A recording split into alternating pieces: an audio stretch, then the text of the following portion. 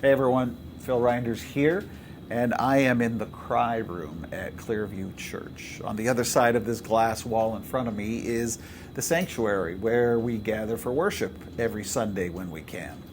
Now, if you're a mom or a dad, if you've recently had a baby, if you have a small child, I bet you know about this room. Maybe you've visited here, but I bet a lot of us really don't know about this room, haven't set foot in it recently, or maybe even don't know where it is in the Clearview building. I have a love-hate relationship with a room like this. I think it's a really good thing for parents when their child, gets overly squirmy or out of sorts, or if they're just having one of those horrible, terrible, no good, very bad days that kids sometimes have. Then this is a great thing because a mom and dad can still be part of our worship service, but in a space where they can feel comfortable and where their child can cry or be squirmy or just be out of sorts. But I fear that a room like this can sometimes send a subtle message to us. And the message is that if we're having a bad day, well, we can't be part of worship. That maybe our tears and all the broken, difficult parts of our life, they don't fit, they don't belong in worship. That you can only worship if you're shiny, happy people. Now, you know how messed up that is, right? God welcomes us as we are, with all our ragged edges and with all our broken parts and with our horrible, terrible, no good, very bad days and lives. And the real work, the deep work of following Jesus, of discipleship, is learning how to bring all of our life to God, including all of our emotions, including even the difficult, hard emotions.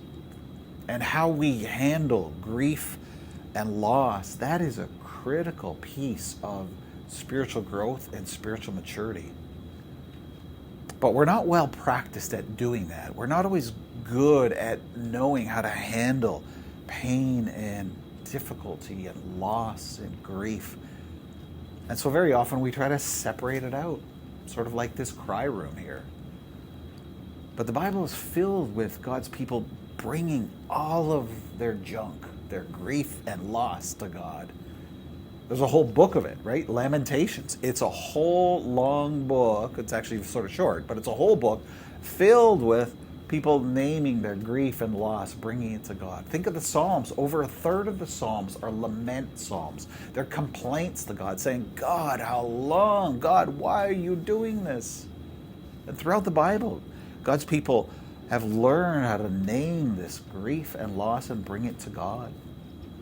And it's fascinating how so much recent brain science backs up this good practice of Scripture.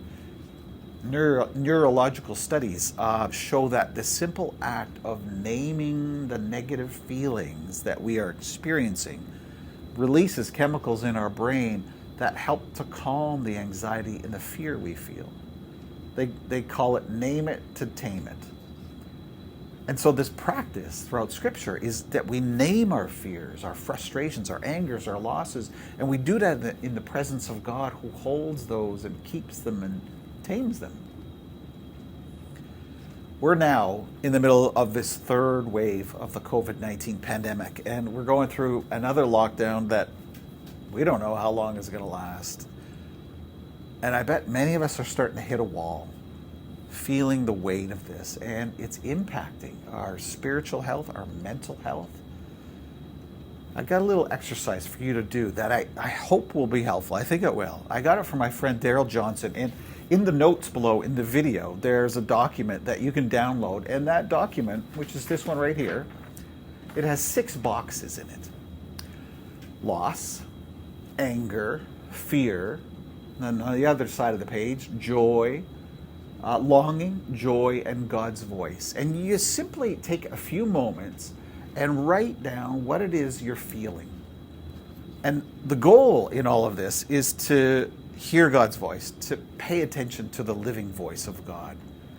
But before we get to that, sometimes we got to get rid of the static that gets in the way of us hearing. And So very often we need to name some of those hard things going on in our lives. And so we do that. We name our loss, our anger, our fears as we wait on God.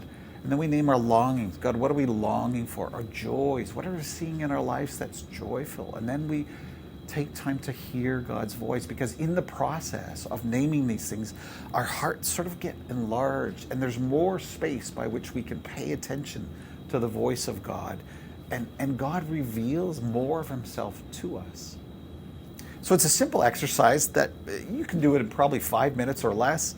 I hope that you'll take a little more longer with it. You can do it daily, weekly, or as ever is helpful to you. But give it a go. And let me know how it works for you. And if there's anything else you need during this pandemic, I mean, we're here for you. Call the church office or call people from our church family, because, friends, we're in this together.